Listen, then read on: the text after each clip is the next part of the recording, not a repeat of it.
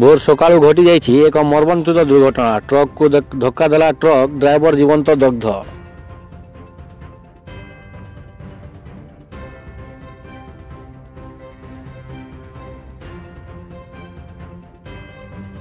कलाहांडी जिला सदर थाना अंतर्गत पाष्टीगुड़ी गाँ निकट में एक चाउल बोझे ट्रक को धक्का देला कोयला बोझे ट्रक, जहाँफल दुईटी जाक ट्रक रे निआं लगे जाइथिबा बेले कोयला बोझे ट्रक ड्राइवर जीवंत दग्ध होइथिबा सूचना रही।